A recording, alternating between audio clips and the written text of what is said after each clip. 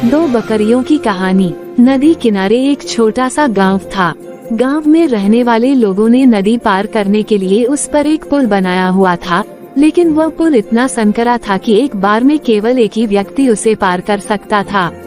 एक दिन की बात है, एक बकरी नदी पर बने उस पुल को पार कर रही थी। पुल पर चलते चलते उसने देखा कि एक दूसरी बकरी उसी पुल पर विपरीत दिशा से आ रही है। कुछ ही देर में दोनों पुल के बीचों बीच पहुंच गई। पुल को एक बार में केवल एक ही बकरी पार कर सकती थी, इसलिए दोनों बकरियां कुछ देर तक इंतजार करती रही कि सामने वाली बकरी पीछे हट जाएगी, लेकिन ऐसा नहीं हुआ। दोनों में से कोई भी अपनी जगह से नहीं हिली, बल्कि अकड़कर खड़ी रही। तब एक बकरी दूसरी बकरी से बोली, तुम मुझे जाने का रास्ता दो, क्योंकि मैं तुमसे बड़ी हूँ। इस बात पर दूसरी बकरी हंस पड़ी और बोली, होगी तुम मुझसे बड़ी, लेकिन मैं तुमसे कहीं ज्यादा ताकतवर हूँ। मैं तुमसे जल्दी ये पुल पार कर लूंगी, इसलिए तुम मुझे रास्ता दो। पहली बकरी बोली, मैं तुमसे बड़ी भी हूँ और ताकतवर भी, इसलिए हट जाओ। कुछ देर तक दोनों में इस बात पर बहस होती रही कि दोनों में कौन ज्यादा ताकतवर है।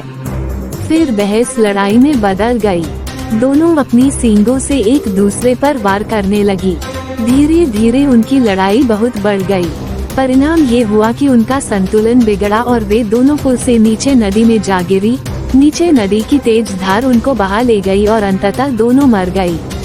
कुछ देर बाद दो और बकरियां विपरीत दिशा से उस पुल पर चलते हुए आई और बहस करने लगी कि कौन पीछे हटेगी और कौन दूसरे को रास्ता देगी। इस बार एक बकरी ने समझदारी से काम लिया और कुछ देर सोचकर दूसरी बकरी से बोली, ये पुल बहुत संकरा है, इसे एक बार में कोई एक ही पार कर सकता है। यदि हमने लड़ने की मूर्खता की तो नदी में गिरकर अपनी जान गंवा देंगी। इसलिए ऐसा करते हैं कि मैं पुल पर लेट जाती हूँ, तुम मुझे लंघकर दूसरी ओर चले जाना। दूसरी बकरी को भी ये बात समझदारी भरी लगी।